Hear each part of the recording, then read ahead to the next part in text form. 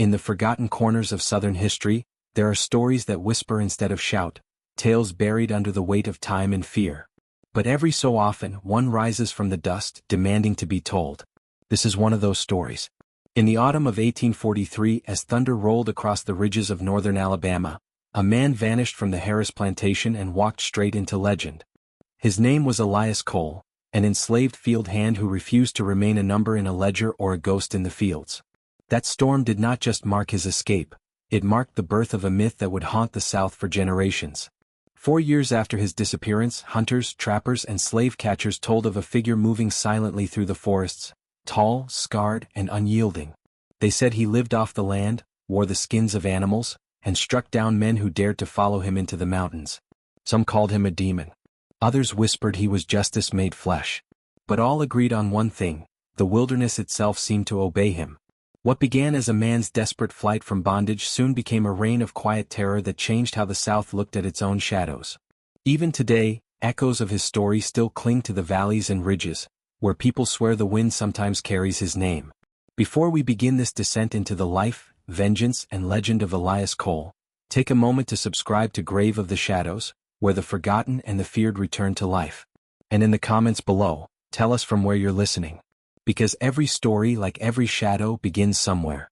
The year was 1843. The South was a land divided by beauty and brutality, where endless fields of cotton shimmered beneath the sun, masking the cruelty buried in their soil.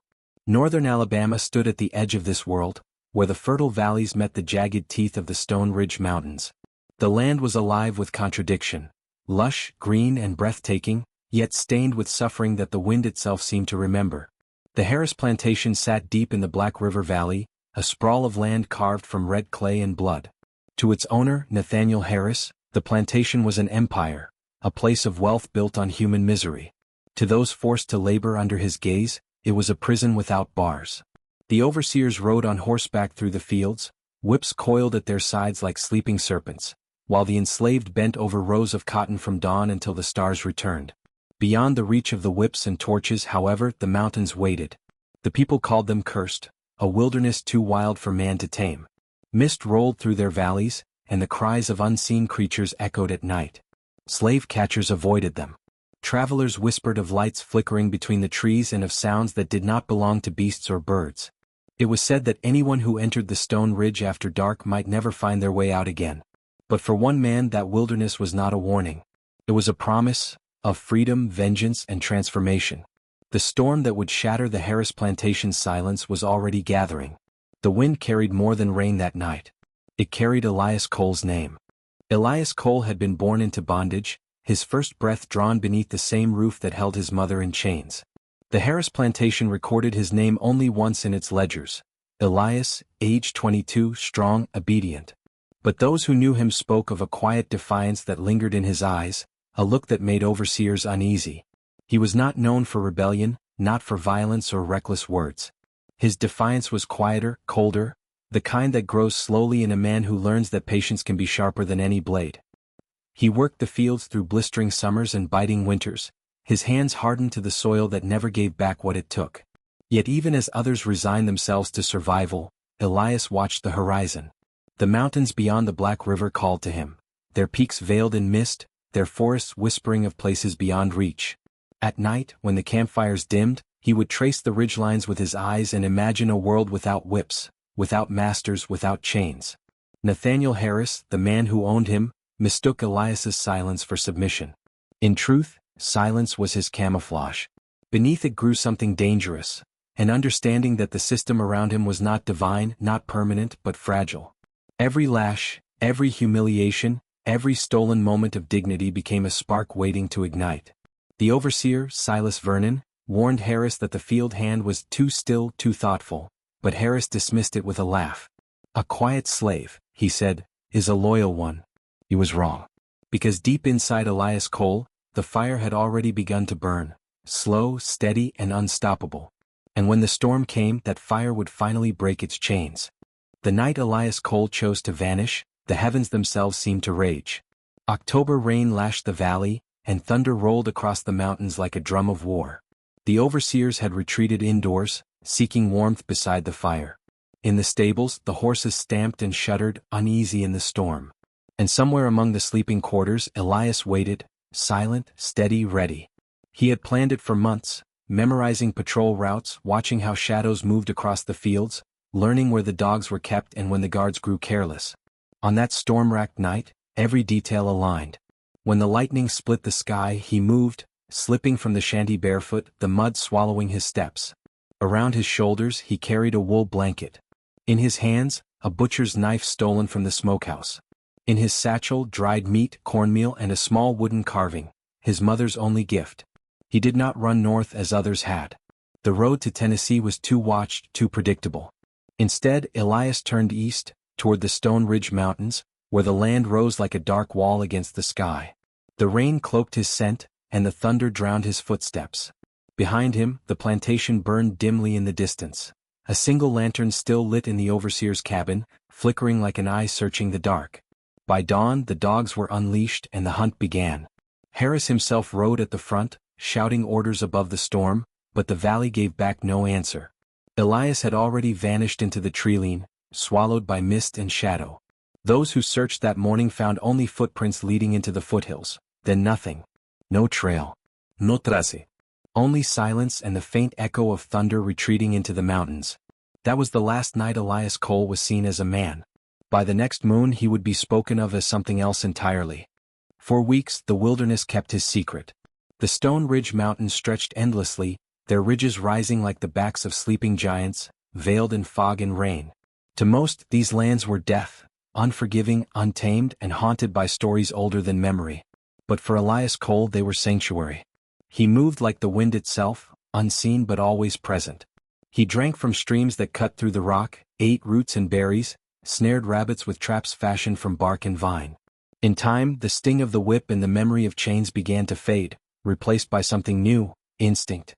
The mountains stripped away the man that the plantation had shaped and left behind something the world had never met before. A creature of endurance, of silence, of wrath. The first to see him were hunters from the valley. They spoke of a tall figure clothed in animal hides, with a scar running down his cheek and eyes that caught fire in the torchlight. He said nothing, only watched them until they turned and fled. Later, they whispered of him around their fires, calling him the ghost of Stone Ridge. Soon, more stories followed, cabins broken into in the night, food missing, weapons gone. One trapper found his own rifle leaning against a tree days later, cleaned and oiled. Another awoke to see a figure standing outside his cabin window before vanishing into the fog. The fear spread quickly. Slave catchers refused to patrol the mountain trails. Even seasoned hunters turned back before nightfall. To the enslaved he was a whisper of hope, proof that freedom could fight back. To the masters he was something worse, proof that fear could wear a human face. Elias Cole was no longer a fugitive. He had become a legend. By the winter of 1844, the legend of the ghost of Stone Ridge had spread far beyond the valley. Hunters spoke of strange howls in the forest. Farmers whispered that their livestock vanished without a trace. Nathaniel Harris, humiliated that his runaway slave had become a fireside myth, vowed to end the story himself.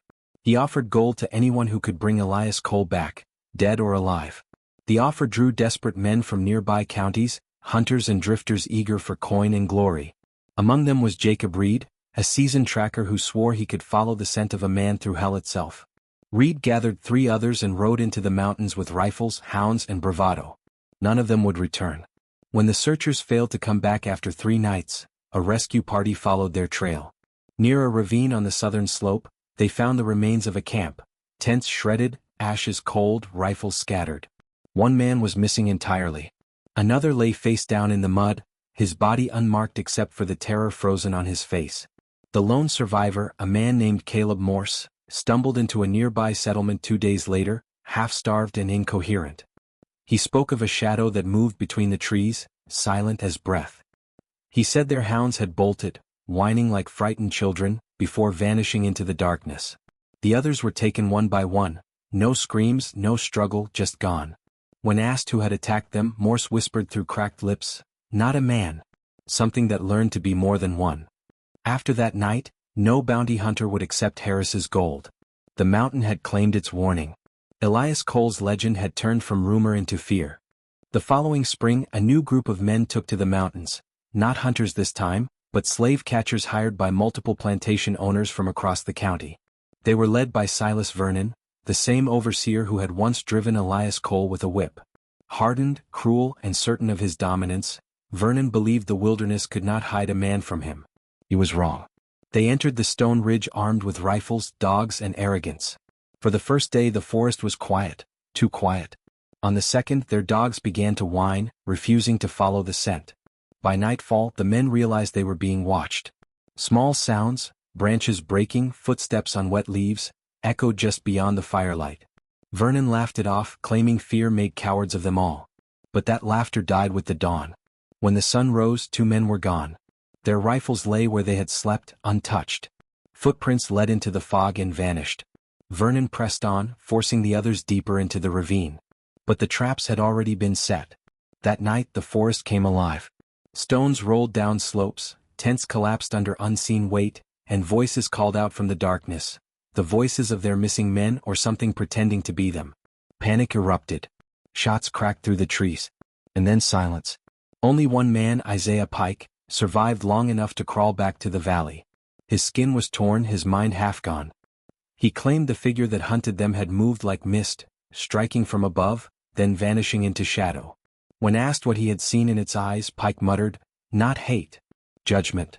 The next morning, Silas Vernon's horse returned to the plantation without its rider. His saddlebag carried a single object, a whip coiled neatly, its handle engraved with his own initials. From that day forward, no one doubted the ghost of Stone Ridge was real. Elias Cole was no longer just a fugitive. He had become the South's most feared secret, vengeance born of the very soil that once enslaved him. Months passed before anyone dared venture again into the Stone Ridge. But in the autumn of 1845, a militia group led by Captain Amos Harlan set out to end what they called the Phantom Rebellion. 40 armed men entered the mountains carrying torches, hounds, and orders to capture or kill Elias Cole. For weeks, they combed the wilderness, finding nothing but silence and the uneasy sense that they were being watched. Then, on the 19th day, they stumbled upon it, a hidden camp built into the side of a cliff, half concealed by vines and rock. It was unlike anything they had seen. A rough shelter, part cave and part hand-built walls of timber, stood before them. Inside were pelts, tools, and a small forge fashioned from stone. But it was what lay upon a makeshift table that silenced the men. A journal, its cover bound with animal hide, its pages filled with a hand steady and deliberate. The first entry spoke of fire, of storms, and of freedom. But as Harlan's men read further, the tone changed. Elias wrote of pain turned into purpose, of learning the ways of the forest, of mastering silence, of watching those who once hunted him now tremble in their own fields. "They made me a shadow," one line read, "but the shadow learned to see. They made me a slave, but the mountains taught me to be my own law." Among his possessions were items taken from the missing men, knives, boots, torn scraps of uniforms.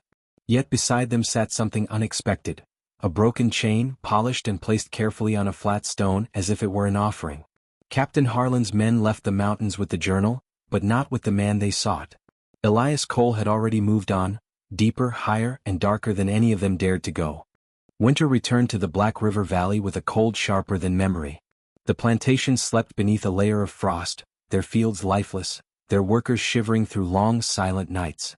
Nathaniel Harris, older now and haunted by the tales he once mocked, had begun locking his doors at dusk. He dismissed the stories of shadows in the woods, yet he could not stop glancing at the windows when the wind howled through the trees. On the night of January 8, 1846, that wind carried something more than sound. The guards posted outside the Harris home saw nothing. The dogs didn't bark. But before dawn, a scream split the silence, echoing through the valley. When the servants forced open the study door, they found their master slumped over his desk, his candle burned down to a pool of wax. A single arrow jutted from his chest, its shaft carved from mountain ash. No valuables were missing. No footprints marked the snow outside.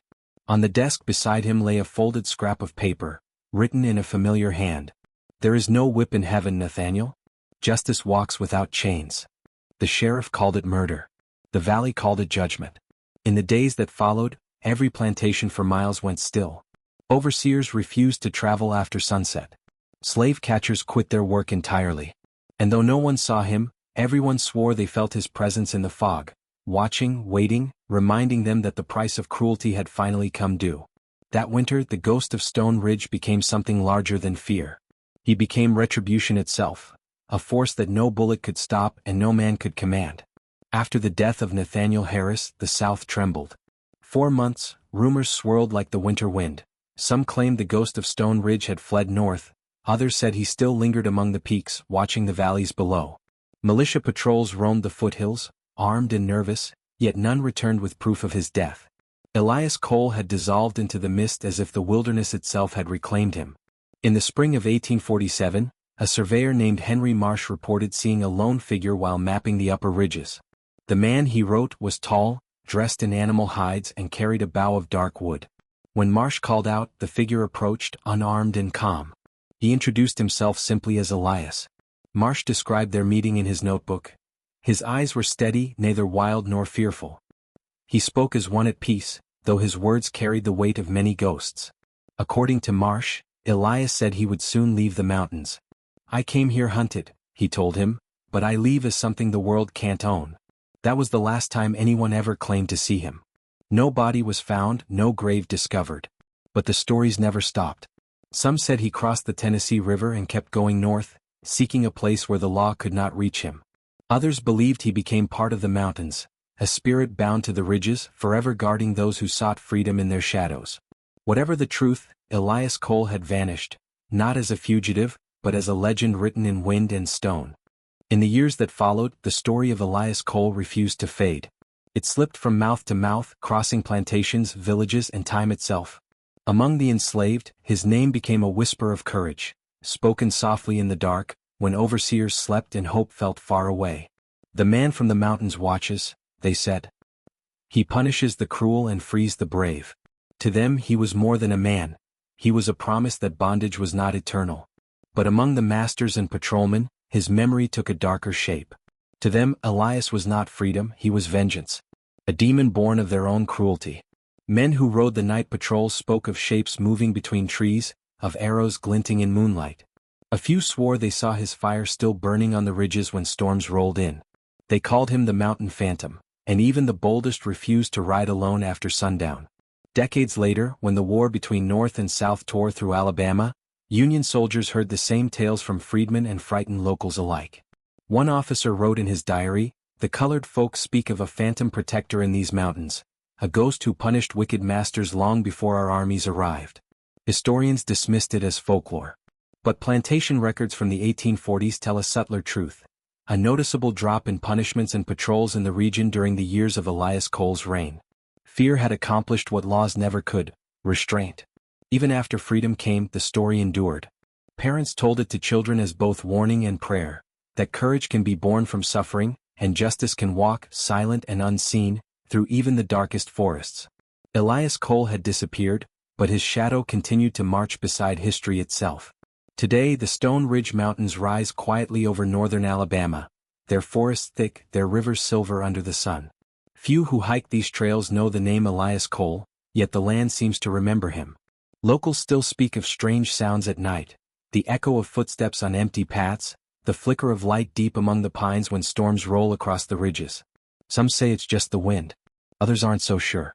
In recent decades, historians and archaeologists have revisited the legend, searching for fragments of truth. In 1998, a team from Auburn University uncovered the remains of a crude shelter built into a cliffside near the old Black River route. Within its stone walls, they found rusted metal fragments, a half-buried knife, and the corroded hinge of a small wooden chest. Among the debris, one item stood out, a polished iron link, unmistakably part of a broken chain. The find reignited debates about whether the ghost of Stone Ridge was myth or man. For the descendants of those once enslaved in the valley, the answer matters less than the meaning. Each year, on the anniversary of Nathaniel Harris's death, a small congregation gathers near the base of the ridge. They light candles, sing old hymns and speak his name, not with fear but with reverence. "He made the mountain free," one elder said, "and the mountain kept his secret."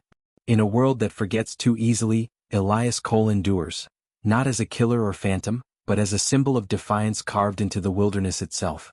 The mountain's silence is his monument, and the wind his final sermon. For those who listen closely, the message remains the same. Freedom, once found, never truly disappears. It simply waits, in the shadows, in the storms, in the hearts of those who dare to claim it.